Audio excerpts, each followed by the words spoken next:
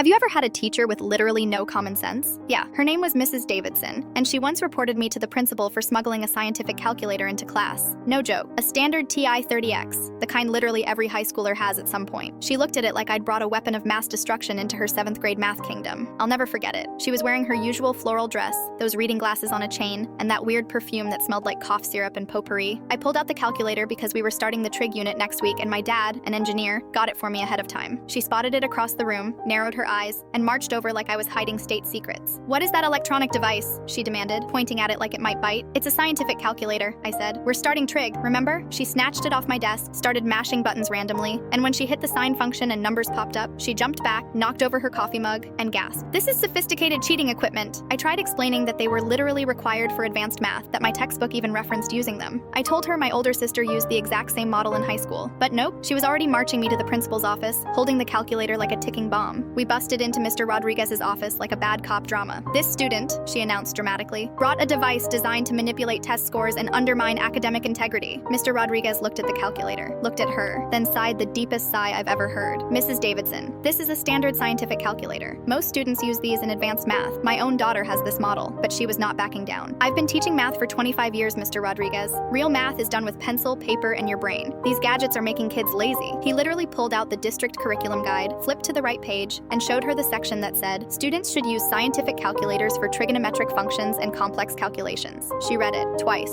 then said, "I don't care what some bureaucrat wrote. In my classroom, we practice authentic mathematics, the way it's been done for centuries." My dad had to leave work early for an emergency meeting with the school. He showed up with engineering textbooks and receipts, sat down across from her and said very patiently, "Mrs. Davidson, engineers, scientists, and mathematicians use these tools daily. Teaching kids to use them correctly is teaching real math." She crossed her arm. "I don't trust anything I can't understand. If I can't do the math by hand, it's not real math." And that's when it clicked. She had no clue how to use the calculator. None. She was scared of it. All those buttons? Intimidating. She thought sin, cos, and tan were some kind of code for cheating. So the math department head gave her a private tutorial the next week. I heard from another teacher that she asked questions like, "What does the sin button do?" the entire time. Meanwhile, she still made me do trig by hand while everyone else used calculators on their phones. I was spending 3 hours a night on 30-minute assignments. My dad complained to the school board. Turns out Mrs. Davidson had quietly been teaching pre-algebra instead of the actual curriculum for years because she didn't understand advanced math at all. The principal brought in a technology integration aide to help her, which was really just a poor college kid assigned to walk her through how to use a calculator. And later, iPads. She never apologized. Just one day slid the calculator back onto my desk without a word and pretended none of it ever happened. I still aced every math test that year, took calculus in high school. She retired 2 years later, probably still convinced anything more complicated than long division was some kind of scam. My little brother had her 3 years after me. By then, the school had issued iPads to everyone. He said she spent most of class asking kids how to turn them on.